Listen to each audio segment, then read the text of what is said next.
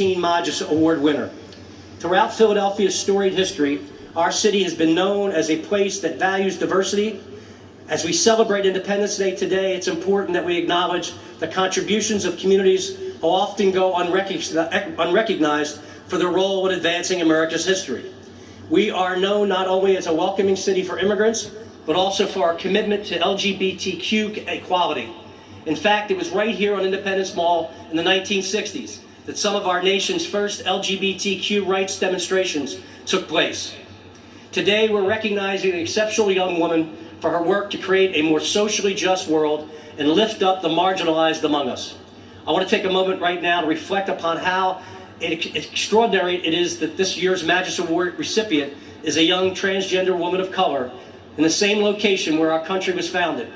It's a powerful reminder of how much progress we've made, how much progress is still yet to come.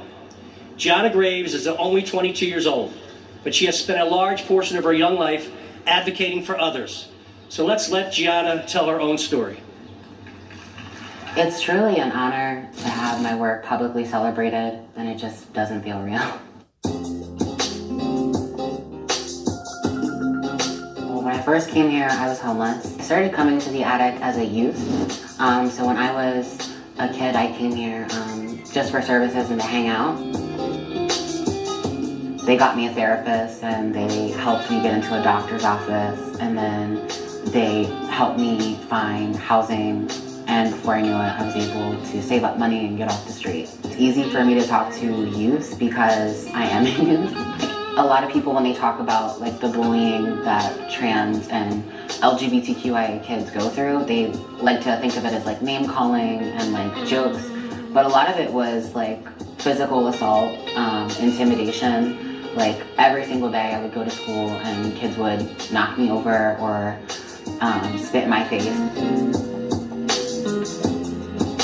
The messages that I was given as a child, you know, being trans, you know, you can be black or you can be a sex worker. Like, that's your option. I'm so much more than that. And even in the short period of time that I've been in Philadelphia doing the work that I've done, I've surpassed all of those limited expectations. I started working at the Attic Youth Center as a research panelist, where I went out and I spoke on my experience as a trans person, as a woman. I've never thought about myself as a mentor. I've never really thought about myself as a research panelist or a lead researcher at University of Pennsylvania or an STI prevention counselor. I just think about myself as like a kid that just wants to see change and is tired of seeing my community suffer, and I just did something about it.